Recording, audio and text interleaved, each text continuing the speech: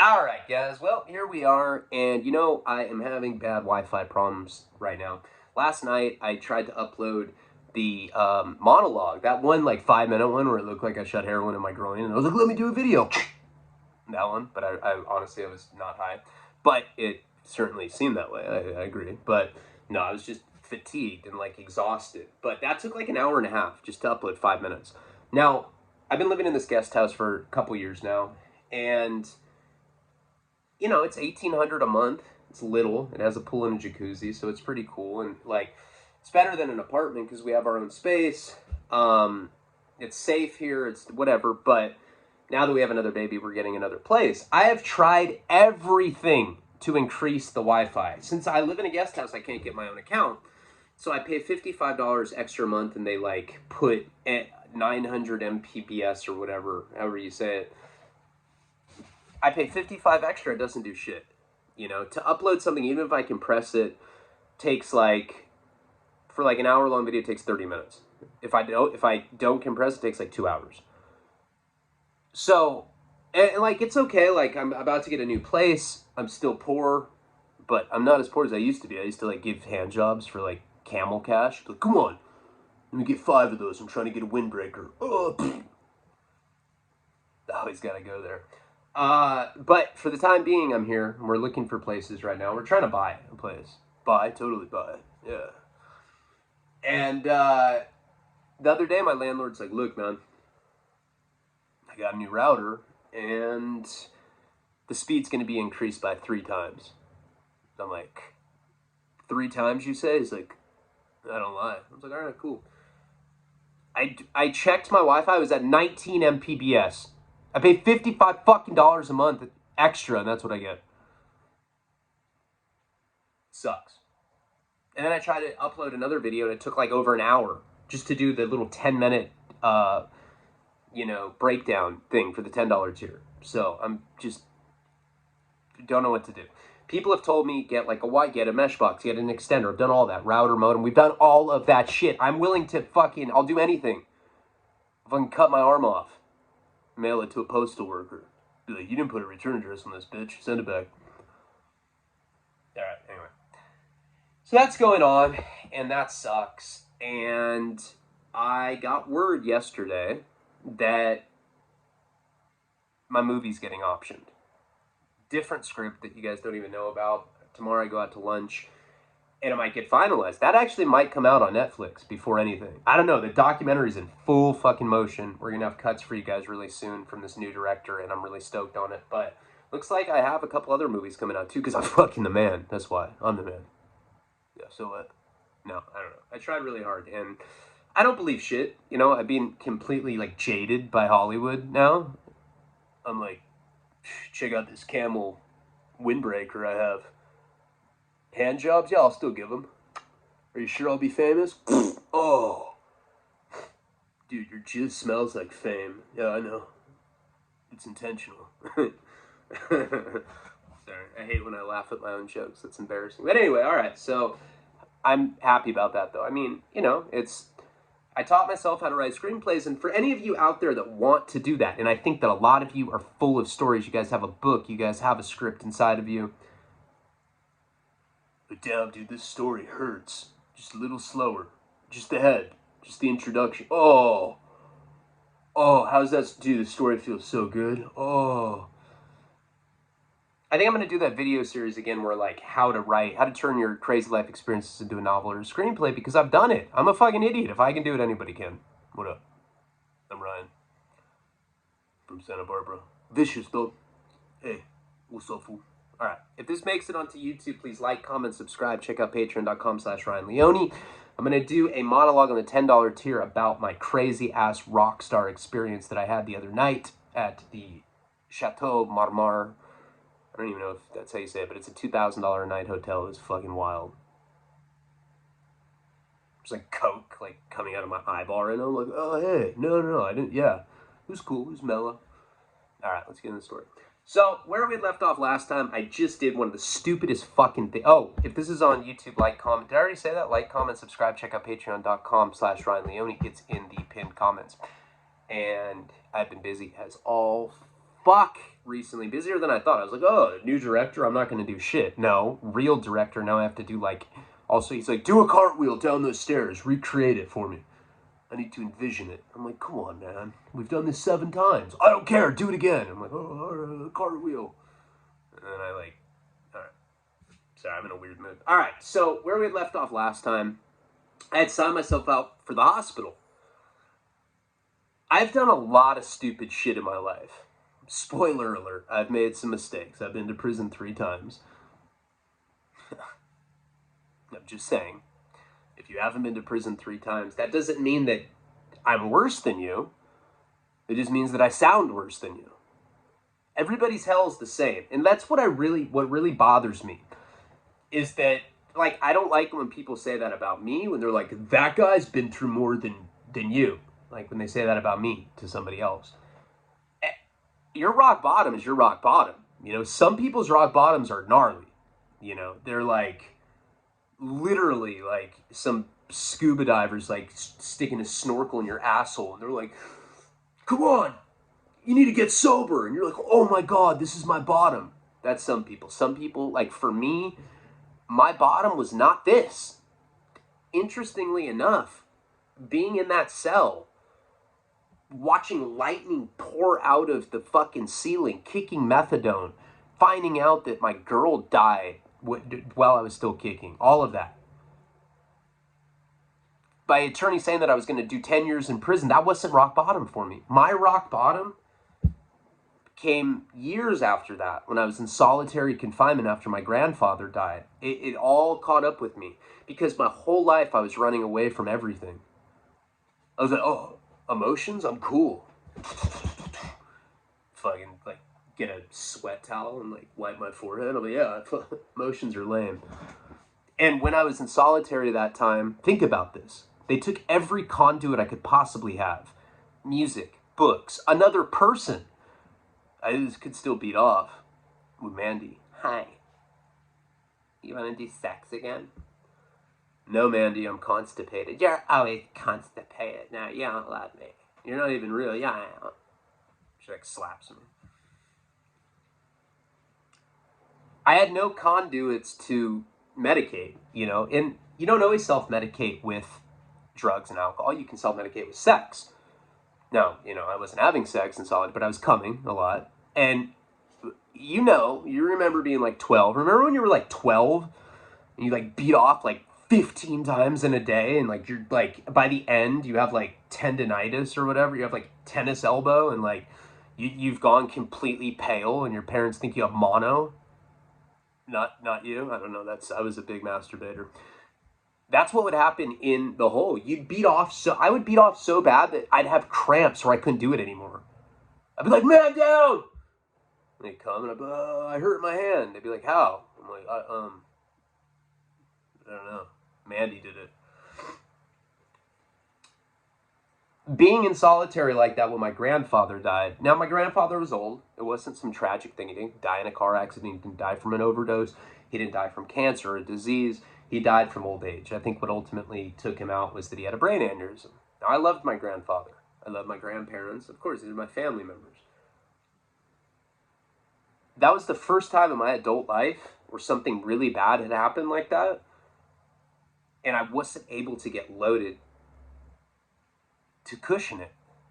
So I just had to sit there, be like, I was like scared. I was like,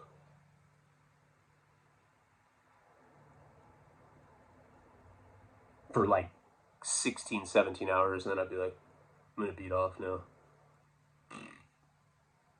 And I would just like fall asleep from exhaustion, because like when you're in solitary and you're not moving all day and you're just stagnant, you get exhausted when you beat off. You start like hyperventilating, you're like, oh my God, dude. It becomes like painful. Feels like lightning is spewing out of your cock. So that was my bottom, right? And I've done a lot, and that was a time in my life where I looked and I was like, I've done so much dumb stuff. I've done so much dumb stuff, and people in prison resented me, you know, because I'd like show them pictures of my family and they'd be like, wait a second, your parents are married? I'm like, yeah. They're white. Yeah. They live in Santa Barbara, California. And I'm like, no, California or Santa Barbara, Alaska. They're like, oh yeah, good. California people are a bunch of liberal queers. I'm like, yeah, well, that's not me. People resented me because a lot of people in prison, they don't choose that life. They're born into it. They're born and they're just in some flop house. They're like, hello. Nobody's there except for like Harry and Marv with like a crowbar. Like, fuck you, baby. You're like, oh. And then you're raised in that environment. You're illiterate. You can't get any education. You can't get any job skills. And then somebody goes, hey, I'm going to show you something called crack cocaine. And you can turn $10 into $1,000 into a fucking day. In a day. And that is how this entire culture of going in and out of prison and jail is created. So people that were incarcerated would look at someone like me like I was a spoiled, entitled little bitch. And I just did what I want, which is all true. That was a problem for me. I did whatever I want. I still pretty much do whatever I want. I just have a kid, so I like try so hard to make sure that the decisions that I make aren't going to negatively affect him, including doing heroin or doing other drugs. And like, I'm not perfect. I fuck up. You know, I've been good for a long time now, but I had no restraint before, and people hold that against you. So with that being said, leaving the hospital was one of the stupidest things that I've ever done in my entire life. I can truly say that. In retrospect, in hindsight, I can say, leaving that hospital, I had everything I could ever want. I had that comfortable bed. I had a TV. I had an Asian guy that like gave me alcohol out of a fucking Gatorade bottle. They gave me cigarettes. They gave me dip. They let me go on walks, and I'd like look at mentally ill women fingering their assholes. I'd be like, Amy, sup? Hey, Ryan. Just going for it. That's Amy. It's my friend. I was getting fed the best food. Hospital food compared to prison food is like McDonald's versus Ruth Chris Steakhouse. It's that much different. And there I am thinking about the entitled piece of shit that I was before I went to prison. Well, I can go to a car wash and I can get an ad taken off of a billboard. And people in prison be like, hey, dog, who gives a fuck? I'm like, oh, yeah, lame. For sure. So I thought, because I came from that level of entitlement, from coming from a family that had money, always bailing me out, didn't matter how bad I got, be covered in acne, fucking hepatitis C, just jizzing out of my pores, and my parents would send me to a mud bath place. Be like, I don't want to go tanning. It's only 3 p.m, please. I'm just trying to sit in my room and read. You guys are being super cruel. And I go back and read. So I was entitled. And, you know, and prison really humbled me. You know, a lot of people think that I'm arrogant now at this time in my life. And it's not that. It's that I'm proud of accomplishing things because I really have been through the ringer. And I'm also really insecure. So, you know, I'm like, yeah, look at me. Like, take my pants off and look at how small my dick is. And everyone's like, yeah. So I signed myself up for prison to get out of the hospital. And the U.S. Marshals told me, because remember, they're getting $500 a day to be there. They're like, hey, man. They were like rubbing my shoulders. Like, look, I think you should reconsider, Rye. I was like, you know, I love it when you call me that, Bobby, but I got to go back. I'm going to get bail. And even the U.S. Marshals told me, look, man, are you snitching? I said, no. And they said, they're not going to give you bail then. I was like, I have Michael Jackson's attorney. I drive a brand new Chevy Malibu. They're like, do you like girls? And I was like, yeah. Oh, okay. Just wondering because of the Malibu.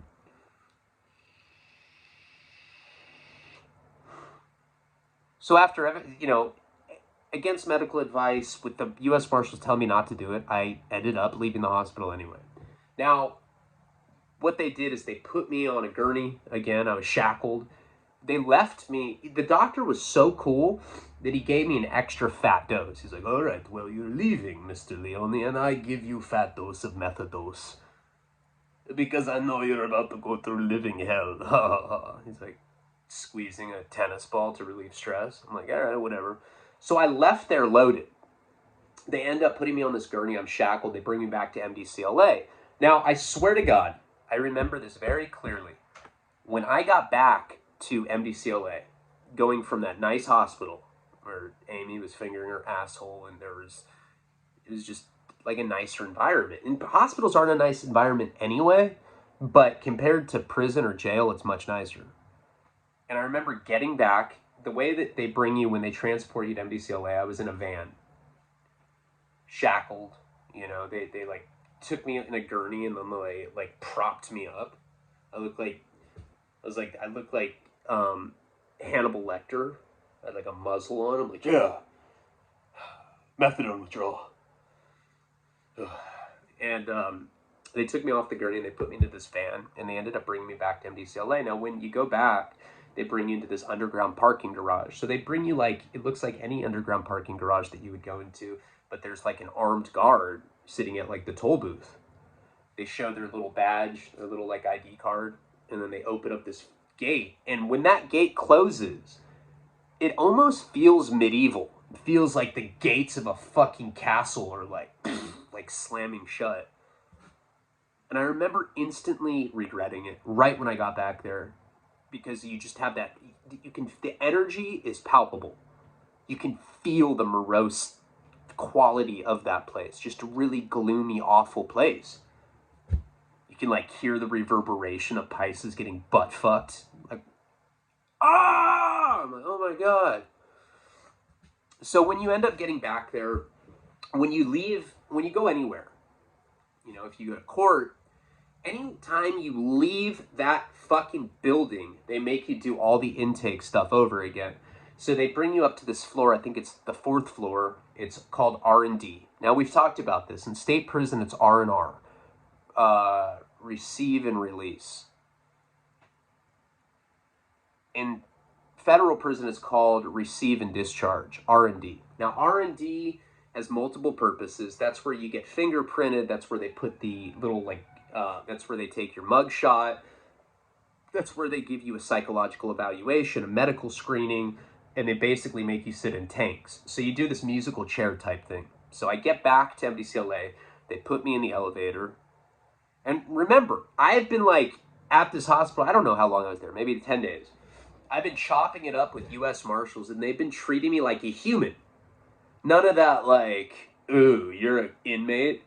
As soon as I get back there, I get in the elevator, I'm like, yeah, hi Hank, Tommy, how you doing? They're like, shut up, no talking. Look at the wall, inmate. And I like was in this elevator and I had to turn and look at the wall.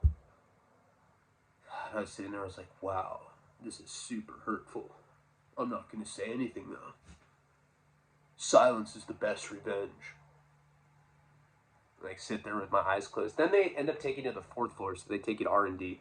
You do this musical chairs type thing where they put you in a tank. Now I'm put in a tank with people that are coming in from the street. I was that guy like 10 days before. There's like some kid that looks just like me. I felt like Michael J. Fox in Back to the Future. He's like wearing like an orange fucking life preserver vest, but it's me. I was like, hey. It's like, hey, just coming in from the street. You think I'll get bail? I'm like, no, welcome to the feds. I'm like saying the same things that like Serranos were saying to me like 10 days before. I'd already turned into some hardened convict. I was like, yeah, I'm thinking about getting my area code 805 blasted on my mustache space. He's like, dude, where am I? This place sounds horrible. I'm like, yeah, once you've been here for a while, you're going to want a mustache area code tattoo too, bro. It is what it is. He's like, how long you been down? Like 5 years? I'm like, no, like 10 days. They've been pretty brutal though, you know? And this guy was like crying because he had just gotten remanded into custody too. Because that's the thing about MDCLA is it's connected to a federal building. So a lot of times you have, once in a while, you don't have a lot of people that turn themselves in. But when you have somebody turn themselves in, they come through this same kind of itinerary as I'm doing. You go on the 4th floor, you go through R&D, you sit in tanks. People are having like existential crisis in there. You know? I mean, you hear the people say some crazy shit. Hey, man, are we going to be housed with black people? I'm like, I mean, we're not going to be in... Oh, that's good, man. Hey, if I'm going to be honest, I like them. Cute motherfuckers they are. You're like, oh, yeah, cool. It's nice to be around high-quality humans. Yeah. Especially black ones, huh? I hate them. That's me, though. I hate them. My wife hates them. My parents hate them. My grandparents hate them. You know what I mean? Do you hate them? Yeah. High five, man. And then you get on the fucking housing unit floor with them, and they're like playing like pinochle with the black dudes. They're like talking black. They don't even talk like a hick anymore. You're like, wow, that checks out. So this whole intake process takes forever. You're sitting in this tank. It sucks. I was sitting with like some old school Sereno, right? He literally looked like a Buddhist Southsider, if you can picture that. Like bald, like big old long mountainy like goatee. He's like, hey, what's up, dog? My name's Termite, fool. I'm from Vegas or whatever. Vegas. I'm from Chino Hills, dog. What's up? My name is Termite. I don't remember what his name was. I'm just making that up. But you know, and me, I don't. I'm the kind of guy, and I'm sure you can picture this. I'll run in, like, I don't give a fuck who it is. I will have conversations with anyone. It doesn't matter who it is. Homeless dude, a cop, I don't give a fuck. Anybody that I'm around, I just start, like, there's some people that are, like, more quiet and reserved, and that's cool. That's not my personality. I'll strike up conversations with anybody, and I'll tell people anything that's on my mind. Like, damn, I'm having a herpes outbreak. Fuck, every time the zipper rubs against the sore, it really irritates me. And, like, once in a while, someone will be like, yeah, man. Yeah, me too, man. Fucking suck. I got one on my asshole, bro. I'm like, damn, really? I don't have that. I have it on my dick. Yeah, all right. I understand. So this old Southsider guy, like Termite, whatever his name is, I'm telling him my whole story. I'm like, yeah, I just turned myself in. And, you know, I'm talking like a surfer. I don't realize how annoying I am, but I'm essentially a caricature of a surfer. I'm like, yeah, man, I'm from Santa Barbara. I'm a drug dealer. I got bitches. I got blunts. All that, homeboy. Oh, that's a good story, dog. That's a real, the kind of story that you just told is phenomenal, dog. I fucking looked that up in the thesaurus. It means that it's like a little bit above fantastical. So I start talking to this guy, and I'm telling him about how I got off methadone. Or like that they had taken me to the hospital. He's like, wait a second. Hey, hold on. You're telling me that they took you to the outside hospital and they were giving you methadone and they were giving you, what'd you say, pancakes? They give you fucking pancakes and then you come back? What are you, fucking stupid, dog? You're fucking stupid. Like hit his fucking head against the bars and like started bleeding. He's like, it makes me feel, how stupid you are makes me feel like fucking hurting myself, dog. I don't even care. I don't even care about nothing except for hurt. He was telling me that I was an idiot and that I wasn't going to get bail.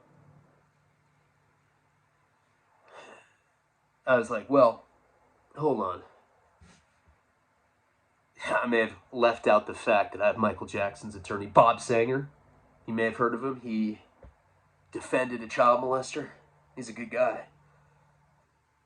Yeah, that's fucking disgusting, queer. Alright, anyway. So, immediately, I'm back, like, understand, I'm getting plunged back into reality at this point. Like, I'm sitting next to this outsider, he's, like, pretty much telling me that I'm completely fucked. Your mind is incredibly powerful, right? And I'm like, wait a second, I'm sick. I started thinking about it, like, I am sick. Maybe I should puke. I like make myself puke. No, I started feeling clammy. I started feeling sick because this guy was telling me that I wasn't going to get bail. This is how delusional I was. At that point, I did not even consider that that was a possibility. I was like, dude, you don't understand. My attorney told me I'm going to get bail. He's like, you're only going to get bail if you fucking tell on someone, dog. And if you're going to tell on someone, just tell me right now. I'll slit your fucking throat so that you don't have to die after you go to prison and be a rat, you stupid motherfucker. And then it got in my head. I'm like, wait a second.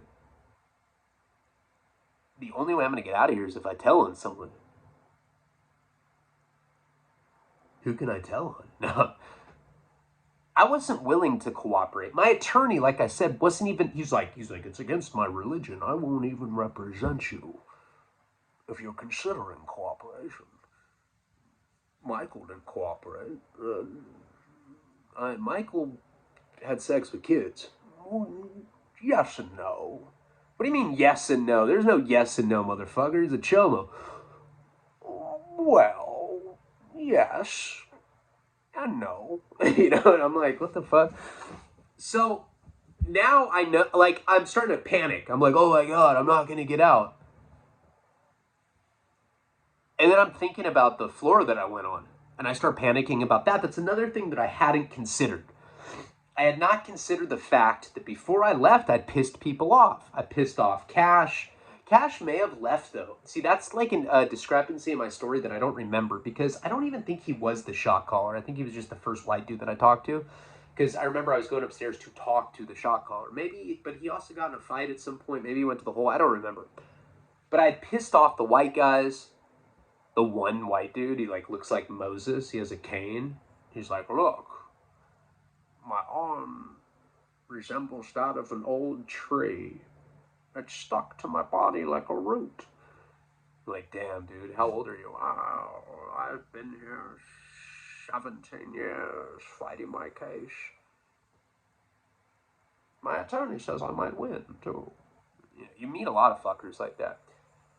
So I'm freaking the fuck out, because now I'm starting to think like, oh God, I pissed off the Mongols. I pissed off the 18th Streeters. I pissed off Hawaiian Gardens. I pissed off the Avenues. I pissed off my own cartel that I'm on the case on, because I was on the, help me! And then they gave me an 800 milligram Tylenol, or ibuprofen.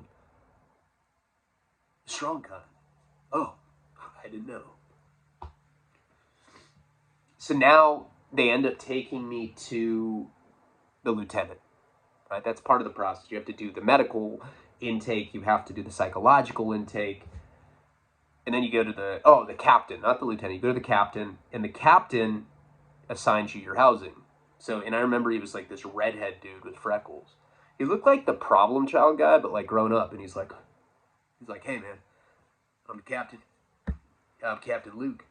And, all right, so let me ask you a couple standard preliminaries. Are you a homosexual? I was like, do I look like one? He's like, well, yes. I'm gonna put maybe. I'm like, no, dude, I'm not a homosexual. All right, no. Are you an informant? No. Maybe. I'm like, come on, man. I'm just giving you a goof. Keeps writing. And then he asks me the golden question that all captains ask. He says, do you have any enemies here? I was like, I don't think so. Well, what does that mean?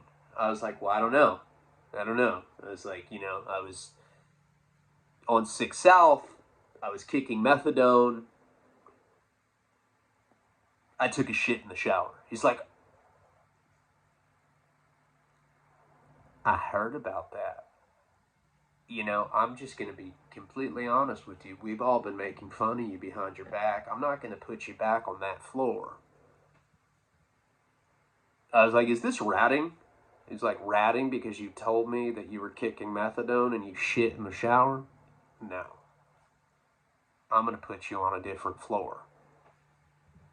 I was happy about that. And I swear, I'm not just saying it, I didn't ask to be moved. And not even that I would give a fuck. I would tell you the truth at this point about stuff like that. But I didn't do that.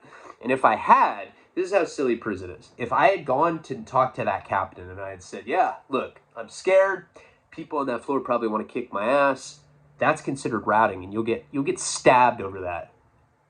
Stab him in the eye. Fuck that fool. And like, oh, shit, man. Sorry for being honest. So they end up putting me on 7 South. So now I'm going to a completely different floor.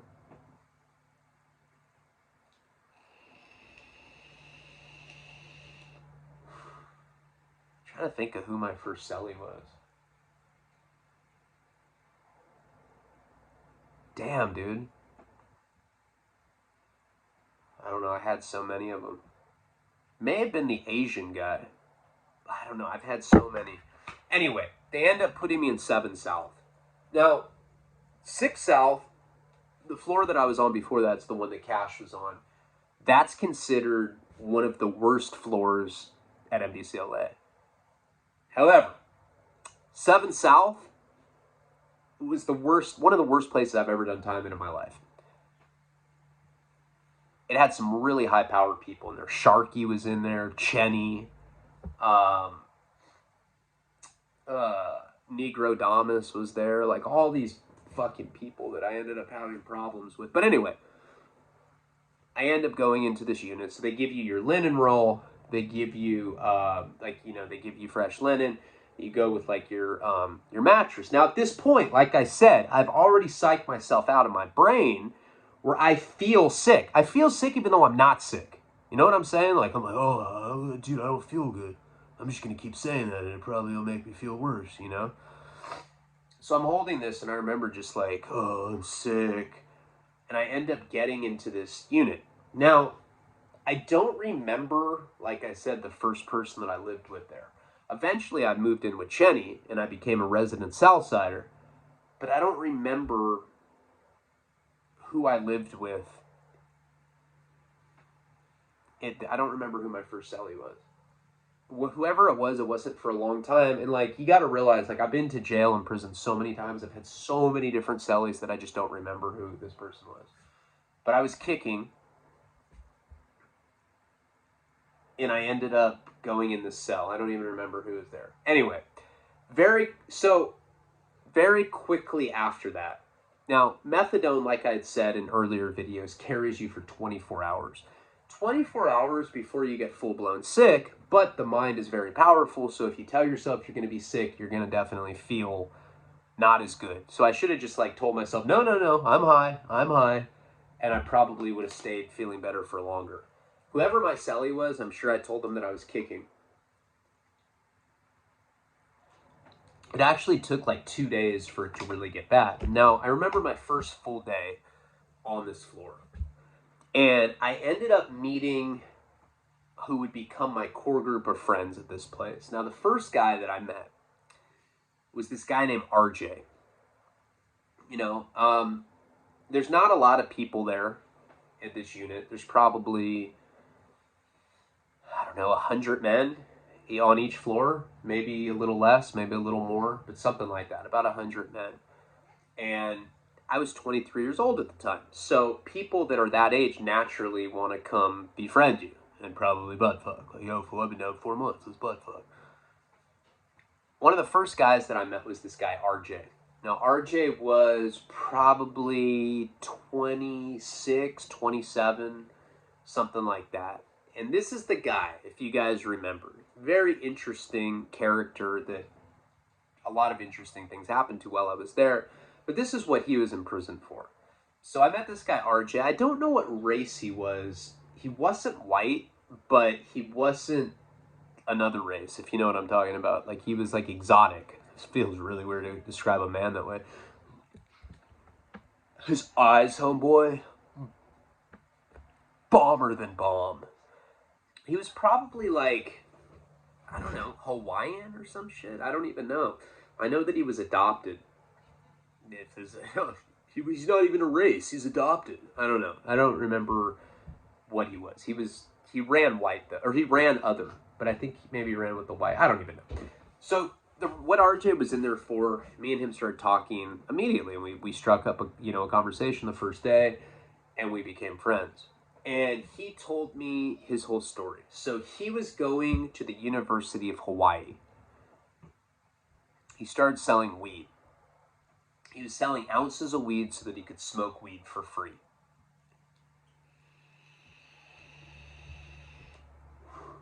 Through that, he started getting quarter pounds. So he'd sell 4 ounces.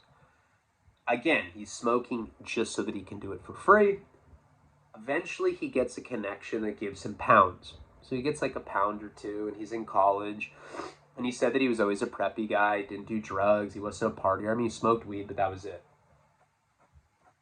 He ends up working at a hotel as a bellboy. Wears like the little hat, hand jobs for windbreakers, that kind of shit. And he said that he didn't need to work at the hotel, but that he had discovered that he could make more money if he was selling weed at this hotel, because what would happen is tourists would come in from out of town. Marijuana at that time, I know a lot of you are older than me, and I know that some of you are younger than me. For those of you that are younger than me, there used to be a time where marijuana was not how it is now, where it was considered a fucking narcotic. You know, it was like, well, I mean, it still is, but it was very illegal. You know, you get caught selling pounds of weed, you're looked at like a drug dealer. Nowadays, in LA right now, I have friends that get caught with 600-700 pounds of weed and they don't even get a ticket. Cops are like, yeah, so they like blow a fucking traffic stop whistle. Sorry, I just got it. I was just trying to test it. Go along, you're good. They don't even jack you anymore. Back in the day, they would jack you. So back in his time, probably like early 2000s, he was a few years older than me. He started working at this hotel as a bellboy because he wanted to sell the tourist weed and make a lot of money. What he told me is that he was getting pounds of weed and then he was breaking grams down and selling them for $40 a gram. But what he would do is when these guys would come in to the hotel, like he'd be taking their luggage up, and he said that he could sniff out if the person was a partier. He'd be like, hey, do you blaze it? And it would either be a yes or no. And people would be like, hell yeah, blow, what's up? I need somebody. Like, look, I'm a local. Like, he had the dark skin so that, like, he really did pass. I think maybe he was from Hawaii. I don't know. But he said that he had a hookup to Maui Wowie, which is a fucking Cheech and Chong, like, strain from, like, the 70s. Like, yeah, man, can I get some Thai weed? Can I get some Colombian gold?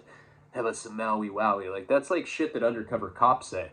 But anyway, I guess he had the hookup on some like good like purple Urkel or something, and because it was purple, people are dumb. They're all, dude, it's purple. This is Maui Wowie. It must be. So he would sell grams of it for $40. He made a bunch of money, and he said that it was cool because he got laid a lot. You know, like sometimes there'd be like a couple girls. They'd be like, yeah, you know, we're just on a girls' trip. And he'd be like, oh, really? You want to smoke weed and have a threesome? Okay.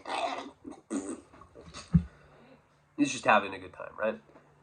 So he ends up stacking money. Right? He's in college. He's working as a bellboy just to sell weed. That's it. It's a brilliant hustle, right? Back when weed was more illegal than it is now.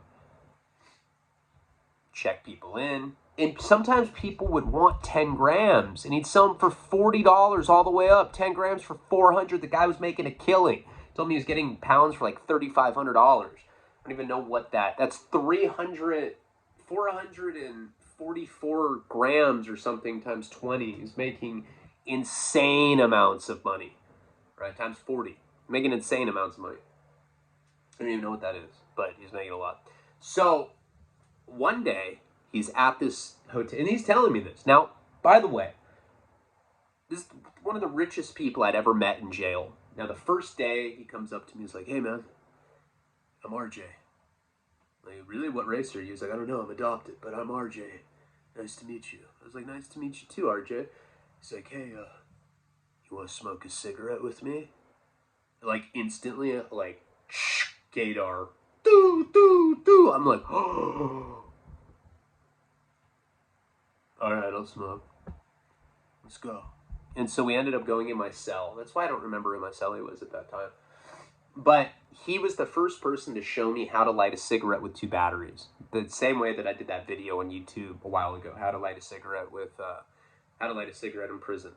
You know, you put 2 batteries, get a little thin strip of a Hershey's chocolate bar wrapper, and you would make this, you make like a little, like, looks like a flower with toilet paper. You light the cigarette, you put the batteries on the metal locker, and then it catches flame, and the little flower that you made out of toilet paper turns into a flame, and you can light a cigarette that way. So we had the hookup on cigarettes, and he would roll them with pages from the Bible or the wax wrap on toilet paper rolls. He'd be like, hey, can we smoke in your cell? I was like, yeah. So we'd smoke, and we'd stand up on the toilet, and we'd blow it into the vent. It would always just blow the whole fucking unit up, and then people would get mad. But instantly, I was like, you know, in jail, you always want to do stuff like that, like stuff that you're not supposed to do because it distracts you. I'm just getting sick at this point, you know? But he starts telling me the story that I'm telling you right now. So he became this bellboy. He's having a good time. He's fucking everyone. He's a good-looking dude. He told me some weird stories about being a cuck, you know? He's like, yeah, dude, fuck it. Dudes would give me like $1,000 just to go eat out their chick in front of them when they beat off. I'm like, was it cool? He's like, only when it would get on me. I'm like, what do you mean get on you? He's like, the cum. He's like, when you have another guy's cum on you, it's something you think about at least 3 or 4 times a day. He like puked in my toilet. I was like, oh, huh, this guy's got issues. I love it. All right. So what ends up happening is this guy comes to meet him at this hotel. The guy is from Canada. And RJ does his normal little pitch. He's like, hey, I've got the connect on some Maui Wowie. Well, this Canadian guy's like, oh, it's wonderful. I need $3,000 worth or something. I forget what it was, but he bought like a huge amount of it. At $40 all the way up. He's like, I don't give a fuck. And so RJ knew that this guy had money. He asks him for blow a couple days later. This guy's staying here. This guy's staying at like one of the nicest resorts in Maui is where he's working. And that's why he's getting away with charging $40 a gram for weed that he's probably paying $6 or $7 a gram for, you know, or maybe even less, probably like $3 at wholesale. So he's making a killing. And this guy asks him for blow. He was able to get blow. He hooks him up with blow, and he goes and he ends up doing the coke with this guy. He goes to his room, and he says that it's just stacked. All like there's like a wooden table in the hotel room, and it's just stacked with cash. He said it was the most money he'd ever seen. He said he didn't know what it was. It could have been $500,000, maybe even more. He said it was just stacked. The guy has him come in his room, and he's snorting coke next to this huge stack of money. RJ's like, hey man, it's a ball-ass stack you have. He's like, yeah. He's like, I am a connection from Canada, and I can send this kind of weed in here to Hawaii, and I'm looking for somebody that will catch it for me and that wants to be in business with me. RJ's like, huh? He's like snorting blow with this guy. So basically, this guy recruited him just from him selling him grams of weed. I forget what he sold him, but it was like a few grand worth, you know? And he gave him like, I don't know, 100 grams or something. Or 100 grams. He gave him like, I don't know what he gave him, but he gave him whatever that would equal, and it was in thousands. Anyway, it doesn't matter. So he basically asks RJ if he wants to work for him. It reminded me of the time when Sass recruited me with the Molly. It was similar to that, but this is just on a bigger scale. So this guy lived in Canada. He lived in the BC, and he was looking for somebody in Hawaii that would take pounds of weed from him because he could fly it in there or whatever.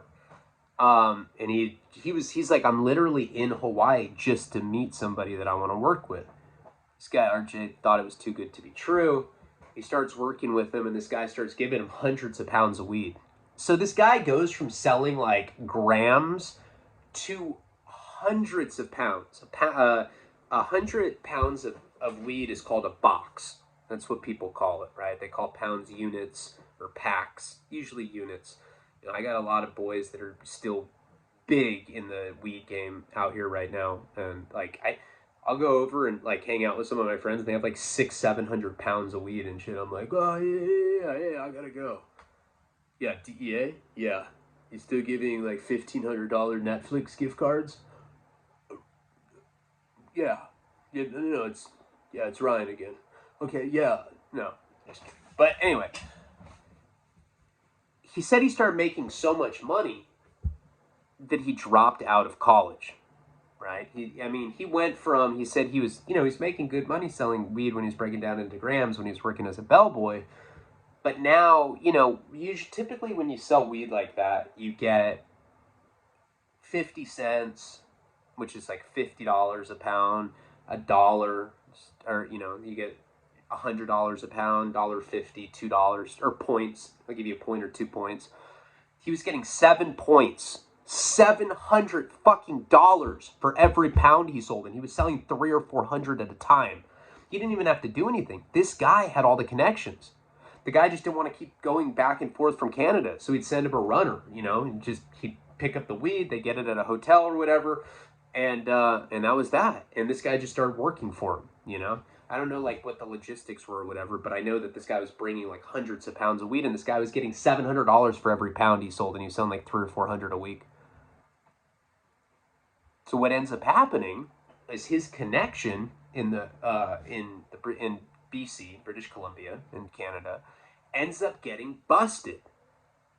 Ends up getting busted for some other, I forget what it was, but it was like, I don't know, maybe he got caught with like a bunch of cash or whatever. So this guy RJ had gone from like not having money to, by this point, he was a self-made millionaire. Like, he had been doing this for 2 years already. Like, when he met him, he was 18. When I met him, he was like in his like mid to late 20s. And I think the first 2 or 3 years, I think he worked with this guy for like 2 years, 3 years. I don't know. He worked with him for a while, and then it just stopped. And he said he had already become a cash millionaire. So now RJ had $1 million cash. He was living lavishly. Like, he was telling me like he had a house on the beach in Maui, and like he was chilling, He was flying to LA, he was partying, he was fucking celebrities, women, and he was just living a good life. He fucked Tara Reid. I was like, he's like, dude, Tara Reid pussy stinks. That's on Hawaii. I'm like, ew. So what ends up happening is he has all this cash. He has all these, because now, from working for this guy for so many years, he has all of these connections. He just has to get weed from British Columbia to Hawaii. He doesn't have the connection for the weight. He doesn't have a way to get it. So he ends up going to Canada, right? He just goes there. It's what's ironic. It was very similar to the kind of trip that his drug dealer, his connection had made. He went out to Canada with the sole purpose of looking for a connection so that he could continue his business. He gets out there, and he knew, he had been introduced to some people. He ends up finding a connection. Now, at the time, I think he was getting 500 pounds for $1,000 a pound. I think. Something like that. I forget. He had told me the price, but it was something ridiculous like that. And at that time, the pounds that he was getting were going for $4,000. He made $3,000 off each pound, and he was getting 500 at a time. Something like that. Now he had to figure out a way to get it from Canada to Hawaii. He had so much money, he bought an airplane. He bought a big-ass private plane. I think he leased it, actually. I don't know how that even works on that level. But he bought a plane, and he had to come up with the cover. So what he did is he created a calendar for girls. It's like hot girl calendar or whatever it was, and it was models. And what he would do is recruit the best looking women from Canada and say, hey, we're going to go do this model shoot in Hawaii, or they go to Vegas or LA. By this point, he had expanded his business to LA as well. So he's doing LA and Canada. He's also going to Vegas. And what he would do is he'd load up all these women in Canada, put them on this big airplane that he had, and they would come, and the whole airplane had a secret compartment, and they'd like be carrying like 500, 1,000 pounds of weed, you know, on this airplane. Now, what he told me, and the whole theory behind it, which I think is fucking brilliant, is that he said, there's one thing, and I learned this a long time ago too. There's one thing that helps you get away with murder. Hot chicks. People love hot women. Hot women love hot women. Everybody loves hot women. Serial killers are like, they're like killing someone. They're like, damn, you see her? I'm going to stop killing this person. Just look. Oh, damn. All right, I'm going back to killing this fool. Yeah. Love seeing you die. And what he said is when he would pick these women up and he'd put them in the airplane and they would go to other airports, whether it be in LA or Vegas or in Hawaii or whatever, it would distract police. It would distract, you know, customs people that might be at airports doing, you know, routine checkups or whatever. Security, all that. Nobody wants to look stupid in front of a hot chick. Even gay dudes are like, damn, homeboy. Eyelashes like a fucking hog, homegirl, you know? And so he's like, so this was my life, man. I'm going around on a private jet, the hottest women in the world, selling weed. I was like, orgies? He's like, yeah. I'm like, bisexual orgies? He's like, no. Why? You got camel cash? No, I'm just kidding. But he starts flying all over the world. So this is how he ends up. So now this guy is making millions of dollars, right? Millions. He's telling me he's doing this every week. He's making like $1.5 million a week, $2 million a week, spending it like a motherfucker. He shows me in Us Weekly, or is it US Weekly? I think it's Us Weekly, the celebrity tabloid magazine. He has a picture of him with Tara Reid. It's like, who's this? Tara Reid with entrepreneur boyfriend, RJ whatever. He's like, yeah, they didn't know I was a weed dealer. I was like, dude, he's like, dude, her pussy stunk, bro. Stunk. Like, it was almost like he was bragging about that. Like, yeah, I've smelled Tara Reid's stinky pussy, so what? But anyway, a lot of people talk a lot in the feds. You know, a lot of people, yeah, bro. Before I was here, I was a goddamn astronaut. Yeah, I was astronauting. Fuck, I astronauted to Kansas, dog. Yeah. I didn't even take an airplane or nothing. I took an astronauter. Have you ever astronauted, man? Like, I'm pretty sure that that's not a term or a word. Yeah. You like black people? Nah, man. My dog. Yeah, but before I was a white supremacist, I was also an astronaut too, you know. But yeah, they said my tattoos didn't go with NASA. So I stopped. And I started cooking crystal methamphetamine. Have you ever heard of it? Yeah, I did that, and I started fucking dudes out on the farm. Now, I'm thinking about being an astronaut when I parole again. It's better. I don't like fucking dudes. All right, so how he ended up getting busted, which I thought was really interesting. So this guy's like, you know, before this, I'd met Sass. Sass was rich. He was a self-made millionaire for sure. But he was not. This motherfucker would show me photographs, right? He's like, yeah, this is me in Dubai. This is me in Bali. This is me getting my ass licked in Africa.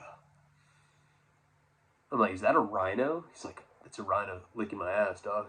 Yeah. I used to be rich. The thing is like, he had a daughter along the way, and all he cared about was his daughter. That's it. He had a good heart, or at least I thought so. He ended up being a rat, but whatever. That's neither here nor there. You know, I don't fuck with rats, but he ended up cooperating. But the way he got caught, right, is he got to a point, like in the movie Blow, that movie is not very accurate. I'm friends with all the real people. Christina, Mirtha, George. I'm friends with all the real people, right? They said that the only thing that was accurate in that movie, or the most accurate thing, and from what this guy RJ was describing, was the money. They never had enough room for all the money that they made because they would just have stacks and stacks and stacks and stacks and stacks of hundreds. So he had to get entire warehouses full of money. He said he was very organized. He had a Microsoft Excel sheet. You know, he had a spreadsheet of all the different weed that he had, of the monies that were owed to him. And he said that he had different warehouses located all over LA, and each one of them had, like, 15, 20 million, whatever. I forget what, but one of his runners got caught. That's always, remember I was talking about being a courier out in Connecticut when I was getting those little gold, those like gold coins from the pawn shop. It's always a big problem moving large amounts of cash. Cryptocurrency, some of it, if it doesn't have a ledger, is good for that now. But back then, cash was really, really hard to hide. It was hard to transfer, and it was hard to carry around. So he would have these warehouses. One of his runners got caught with like $1 million cash told on him. He landed in LA one night in his private plane. He got in a limousine, and he said he was going just to fill up a duffel bag with cash, and he was about to go to Vegas. He's like, yeah, I'd have $50,000 nights in Vegas all the time. So he's on his way to this warehouse to get the cash. 100 DEA agents swarm it, arrest him. They open up the warehouse. It's full of money. I don't know. It was millions. I think it might have even just been $1 million. Whatever it was, though, he ended up getting busted. And they didn't find any weed, but they found his Microsoft Excel sheet. It had all the strains he had, and it was a ledger of all the different people that owed him money. There was like $50-60 million owed to him on this piece of paper. And it said that. It was like marijuana money. So, and so he got cracked that way. So he became my first friend in prison, right? My first buddy on 7 South. Now, the thing is I noticed right away that the Southsiders were always like, hey, RJ, hey, dog. Hey, let me get at you for a second, dog. Hey, baby Scrappy don't really like the way you've been carrying yourself in the yard, dog. It's fucking disrespectful, low-key. You don't even look white, fool. You look like you're adopted, dog. Just to be completely honest with you, kinda. Hey, Simone, dog. They're always talking to this guy, and I didn't realize it then, but what was happening is these guys were extorting RJ. He was getting extorted hardcore. He was paying off the Mexican mafia millions of fucking dollars. They were extorting him. And we've never gone into this storyline. The extortion of RJ. Smoke just starts sizzling off at me. Too hot for TV. Remember when Dave Chappelle said that? Fucking funny. Really interesting guy. Really interesting story. Really interesting, like, how he got extorted, how I figured it out, how it all went down. Now, remember, I'm getting sick at this time. I'm just, like, smoking a cigarette with him. I'm just hearing the story. I'm like, whoa, far out, man. Yeah, wow. This is wild, baby, wild.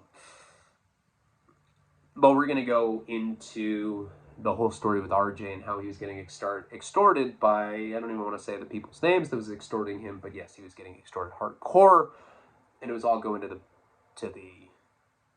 I was just kidding about the Mexican mafia too. I don't know what I'm talking about. I don't speak Spanish. Sorry. Fuck. I'm scared. Anyway, this is a good one. This is a good story to go into.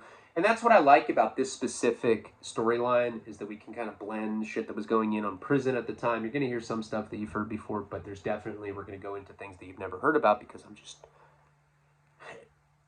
a good guy. And I like bringing fresh, I don't know why I'm getting so like magicianical today, but I am.